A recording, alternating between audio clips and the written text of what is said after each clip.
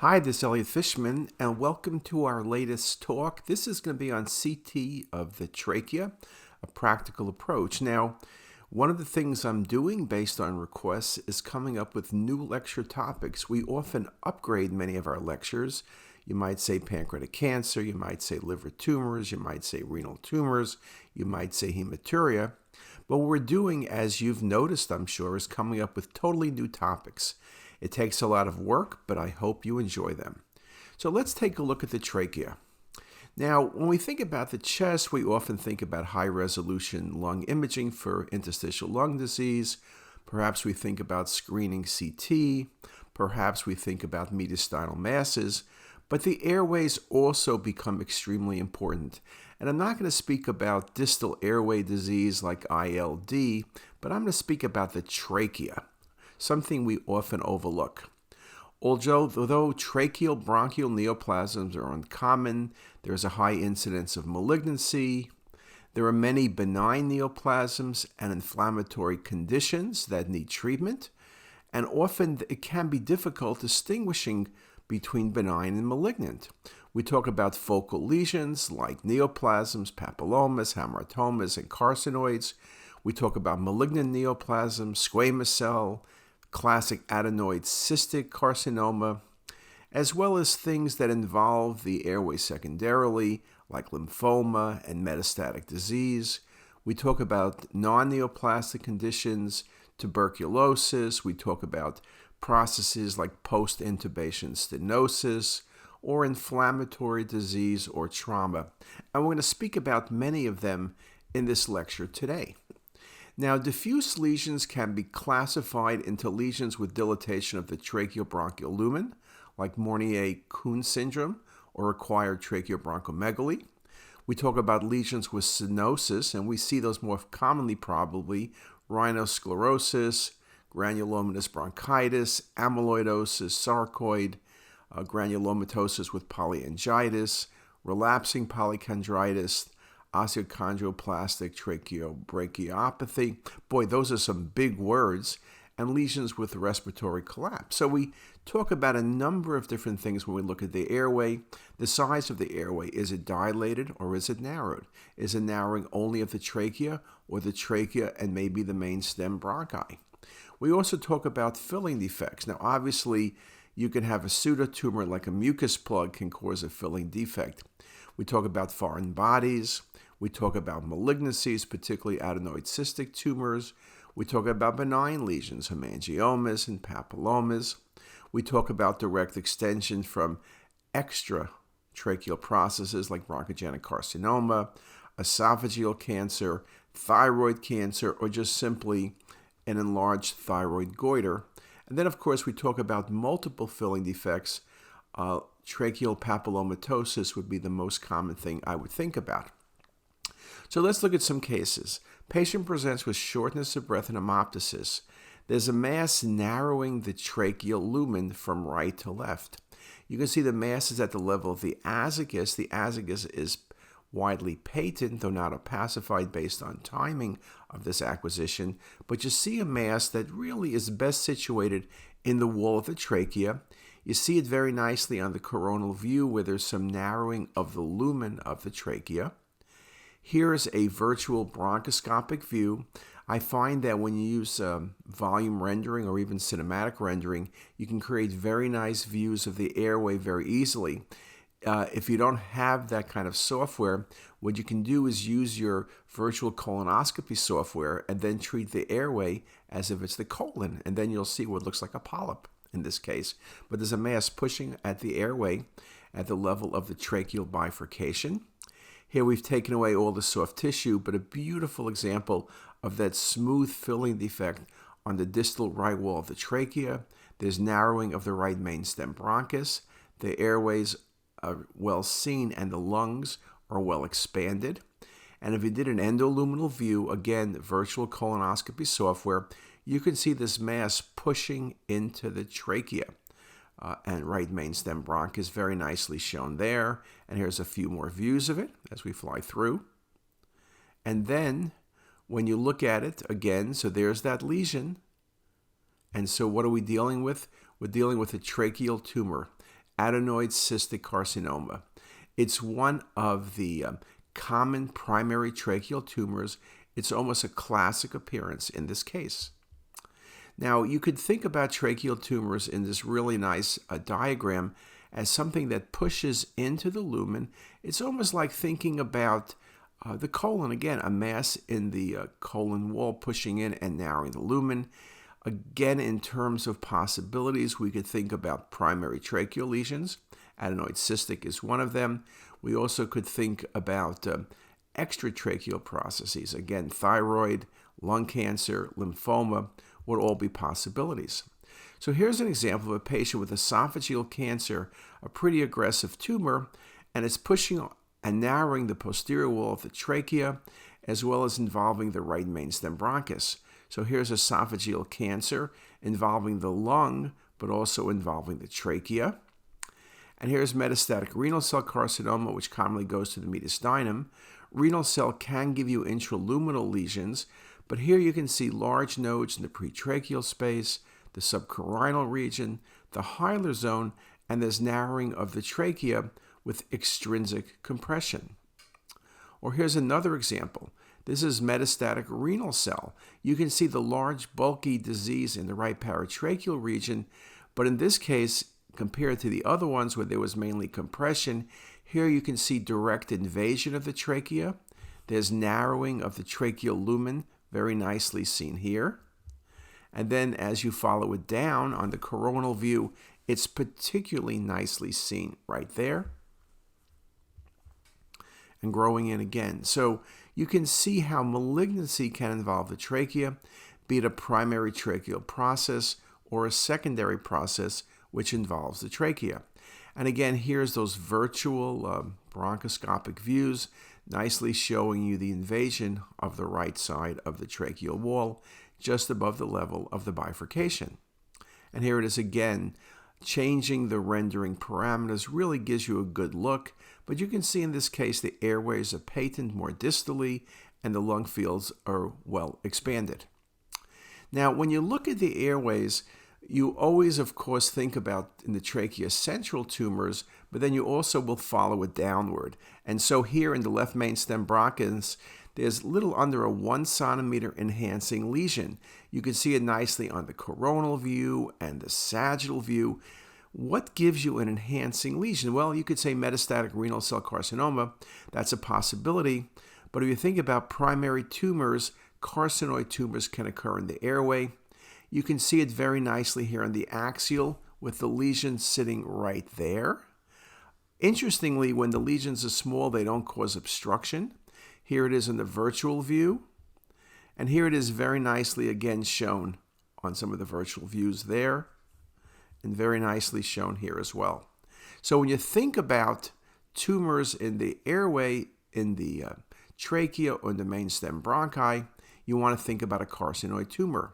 Here's another example of a carcinoid, more aggressive. Here it's infiltrating the area around the tracheal bifurcation and mediastinum.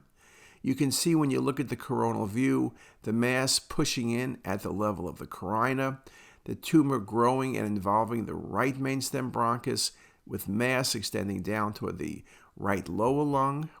Here it is again on the lung windows and soft tissue windows. There appears to be some increased vascularity. Carcinoid tumors classically have increased vascularity. And here it is again when you go to the virtual bronchoscopic view. So again, you could see carcinoid tumors can be small lesions, as in the prior case, or be more aggressive lesions. Now, of course, in this case, you can think about a lung cancer, you can think about a non-small cell lung cancer, but you also want to consider a carcinoid tumor when things are very central, particularly when the lesion appears to be somewhat vascular. And here's just a few more views of that specific case. Again, I do like the virtual bronchoscopic views.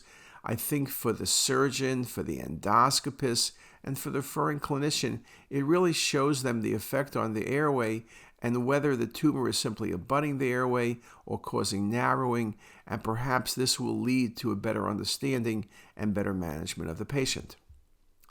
Now, when we talk about non-neoplastic lesions of the trachea, You can divide things in many different ways. You could talk about diffuse disease. Wegener's is a good example. Relapsing polychondritis. Tracheobronchopathia osteochondroplastica. Amyloid. We can talk about papillomatosis. We can talk about rhinoscleroma. Now here's a nice example of a patient with cough and hemoptysis. When you look carefully, there's an obvious lesion at the level of the tracheal bifurcation here, but there's a less obvious lesion on the left wall of the trachea right there. And again, you can see it as I put a nice circle around it. When you do the coronal view, there's that polypoid lesion at the tracheal bifurcation. So you could think of a papilloma, which this is, papillomatosis. You could think about a carcinoid tumor. That would be a definite possibility as well. You can see it very nicely on the virtual bronchoscopic view as well. When you see a polypoid lesion, you want to be very careful to look for additional lesions. Here it is again, but you could also see the primary lesion nicely shown, but there's also a second lesion in the left wall of the trachea. Now, this virtual bronchoscopic imaging, again with the colon software, shows you nicely image on your right the tumor at the tracheal bifurcation, but it also very nicely shows you the tumor in the left wall of the bronchus, very nicely shown there, as you can see by the arrow, okay?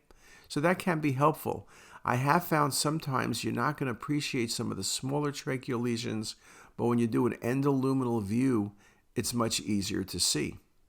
So again, tracheal papillomatosis. Now, just some facts about tracheal papillomatosis. It's more common in children. It occurs in about 5% of patients with laryngeal papillomatosis. They can be single or multiple. Airway obstruction can lead to atelectasis, air trapping, post-obstructive infection, as well as bronchiectasis. These drop lesions can cavitate. Laser treatment is commonly done, but lesions often recur. And malignant degeneration to squamous cell carcinoma occurs in up to 10% of adult cases. So if a lesion is growing, you have to really worry. Here's a beautiful example of tracheal papillomatosis. Multiple lesions bilaterally, some with cavitation, some bronchiectasis. When you look at it quickly, you say metastatic disease.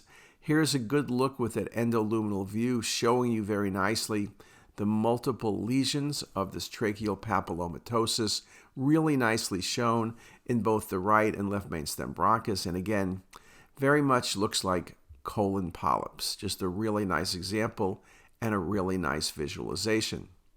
Now, in terms of polyps in the trachea, here's a really nice example of a polyp. This was just a benign papilloma, right wall of the trachea. Now, you do want to be careful. If things are very low density, at times you can have mucus, which simulates a polyp. The best you can do if you're not certain, have the patient cough, go like that. And if it was mucus, it would move or disappear. If it's a polyp, it's going to stay there. Polyps usually have a density of 50 Hounsfield units. Mucus is much closer to 0. Here's a few more views of that specific lesion. Now, in looking at the airway, there are other things we look at. We look for narrowing. Now, I showed you some compression before, so tumor invasion. You can have infection. You can have trauma. And, of course, you can have extrinsic compression by structures outside the trachea, including an enlarged thyroid gland, aortic aneurysm, or some vascular malformation. Now, here's an interesting case of a patient with cough and shortness of breath.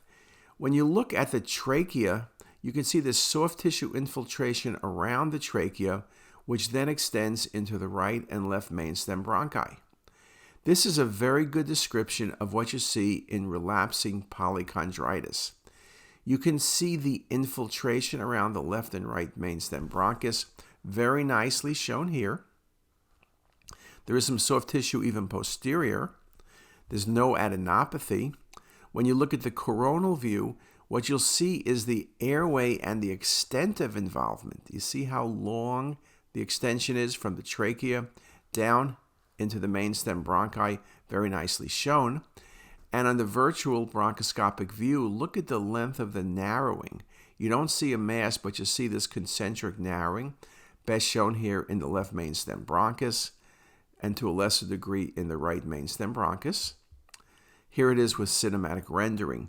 Just very good visualization of long segment narrowing, relapsing polychondritis. Another example, very similar, thickening of the airway, almost looks like faint calcification, and in fact, it is faint calcification. It's trachea as well as the mainstem bronchi. But here you see, look at all of these high-density structures on the interior wall of the trachea, and that's a very classic appearance. You can see those calcifications of the tracheal rings and the bronchial cartilage really nicely shown on this volume-rendered view. You can see, in addition, when you only look at the air column, you see the narrowing of the trachea and the mainstem bronchi, very nicely shown in this image as well. You can see the narrowing if you did virtual bronchoscopy.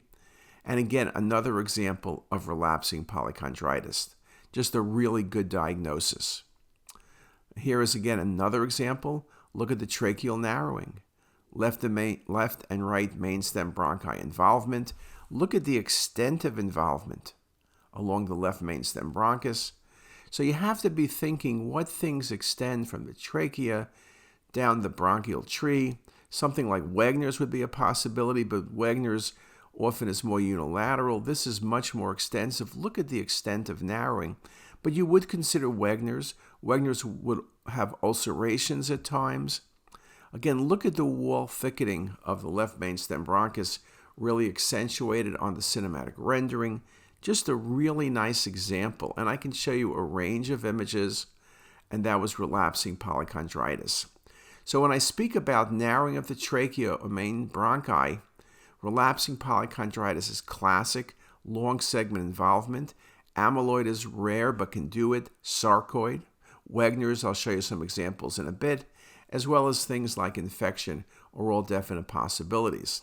So thinking about the possibilities is really very important as you reach a differential diagnosis. Now, here's just some nice schematic diagrams showing you what we looked at. Beautiful example of tracheal narrowing, beautiful example of bronchial stenosis. But with polychondritis, we showed you that it's both trachea as well as mainstem bronchi. So let's stop and come back to this case in a moment. And here what you can see is two things that are interesting. One, you see thickening of the left mainstem bronchus, but you also see left upper lobe collapse. So think about this case, and we'll come back and pick it up right here. See you in a few moments. Thanks. If you like this video, make sure to subscribe to the CTisus YouTube channel. You can also visit us at ctisus.com for even more videos, plus quizzes, pearls, protocols, and oh so much more. We're also in the App Store and have well over a dozen apps for iPhone and iPad, all completely free. Thanks for watching.